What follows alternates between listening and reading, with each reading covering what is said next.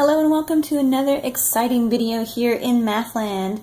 Today we're going to talk about graphing rational functions, and as you can see, I have a lovely example lined up for you here.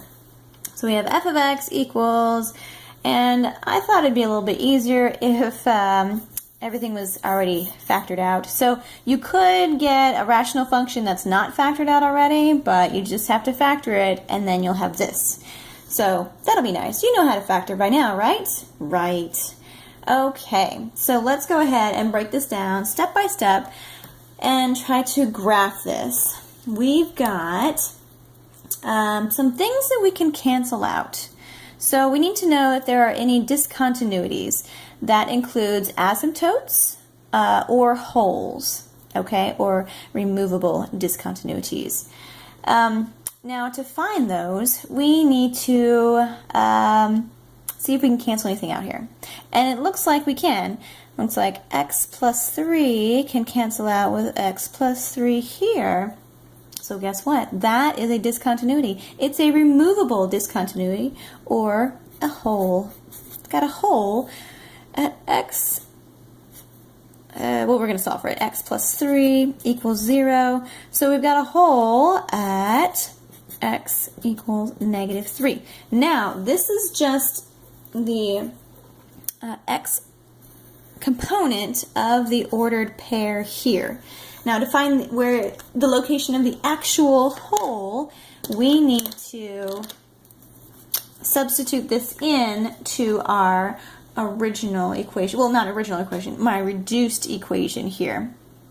So if we put that back in here, we get negative 3 plus 2 over negative 3 plus 1 times negative 3 minus 2, okay? So we're putting that x value in here from our canceled out binomial. We solved for that, and we're going to plug that into what was left of the equation once we canceled those out.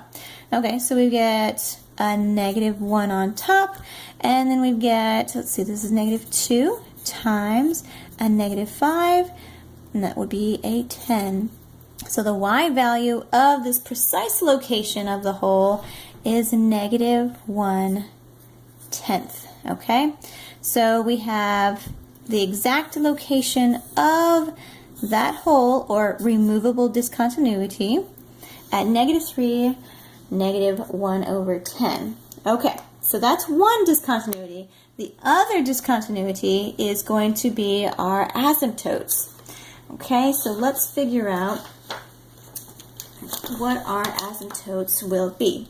Okay, so we're going to set the remaining denominator factors to equal 0 and solve. Okay, so we're looking now for the vertical asymptotes. Vertical asymptotes. Okay, set the remaining denominator factors to 0 and solve. So we have x plus 1 equals 0 and x minus 2 equals 0. So x is going to be a vertical asymptote at x equals negative 1 and a vertical asymptote at x equals 2. Okay, so these are lines. We're going to leave them in the equation format. X equals negative 1 and x equals 2. Okay, so those are our vertical asymptotes.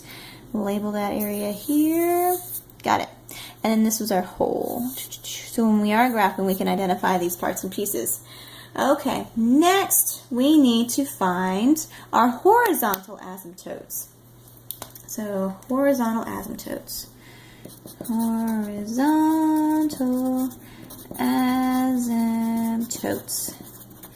Okay, so let's look back at our original equation here. We have two binomials, and if we multiply these, we're trying to find what the degree would be of the polynomial in the numerator and the polynomial in the denominator to figure out what our horizontal asymptote is. So if we were top heavy, meaning that the degree of our numerator polynomial was larger than the degree of the denominator polynomial, we'd have an oblique asymptote. In this case, this would be x times x, so we would have an x squared, And then in the denominator, we'd have an x times an x times an x. That's going to give us the largest degree here. So that's going to tell us that we are bottom heavy, meaning we have a larger degree in the bottom polynomial if we were to multiply that out than what we would have in the numerator. So because we are bottom heavy, there is an asymptote at y equals 0. Okay, and that's all we need to know. As long as we have a larger degree in the bottom polynomial, then we'll always have some sort of asymptote at y equals 0. Now, the funky thing with these rational functions is that some of the parts of the graph will abide by this asymptote and some will not. So we'll kind of graph it out and see what happens with that. So we just have to keep that in mind, that we have some sort of horizontal asymptote there, but parts might go over that asymptote. Okay? So now let's move on to the x-intercepts. X-intercepts. Intercepts. Okay, now what we're going to do here is we're going to set the remaining numerator factors to 0 and solve. So x plus 2 equals 0, x equals negative 2. Okay, so now this is the x-coordinate of the x-intercept. So if x equals negative 2, that's going to be where it crosses the x-axis. So the x-intercept is negative 2, 0. Ta-da! Okay, that's our x-intercept. And now let's go for our y-intercept here. Our y-intercept. Okay, now we need to substitute 0 for all x's in the original problem and then solve. Now this is the y-coordinate of the y-intercept. Okay, so let's plug in zeros for all the x's in the original problem. So I've got 0 plus 2, and we're going way back to the original problem here, so we're going to include all the cancel terms. 0 plus 3, and then 0 plus 1, times 0 minus 2, times 0 plus 3. Okay, so we're going to solve that. We have 2 times 3 is 6. And on the bottom we have 1 times negative 2. That's negative 2. Negative 2 times 3, that's negative 6. So that reduces to negative 1. Okay, so we have a y-intercept at negative 1. So this is the y component of that. We've got 0, negative 1. Okay, so we've got everything we can do with this breaking down this rational function. Now we just have to sketch a graph.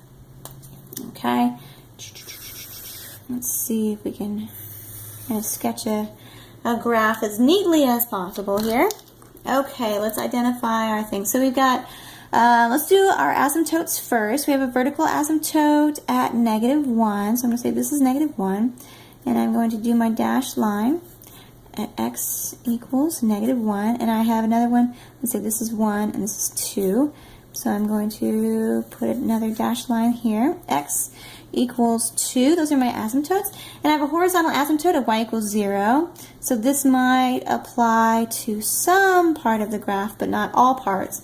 So it looks like I've got something split between these three areas. So we've got 1 area, 2 areas, 3 areas. Okay, let's try a horizontal. Oh, we already got that. The x-intercepts. So it's going to cross the x-axis at x equals negative 2. If that was negative 1, let's say negative 2 is there.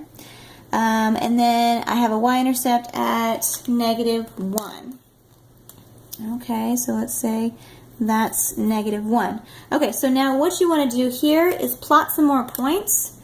Let's make your little t-chart, x, y, and then plot some more points. And I've already mapped this out, and it's going to look something like this guy here. So it's going to go right under that. And then this one kind of looks like a funky parabola. And then, oops, wrong way. And then this one actually abides by that horizontal asymptote, and it goes out this way. It's a really funky graph, but if you can plot some points, like say, oh, x is 1, and then y would equal say -1 or something like that. I don't know exactly what they are, but when you are running through these and trying to graph it, it is helpful to figure out approximately where these other points are so you can see how the graph is laid out. So you just need a few points to figure out, okay, is this a parabola or is it some kind of skewed curvy thing? That's going to help you with the t-chart here to figure that out. So that's it, graphing rational functions. Enjoy!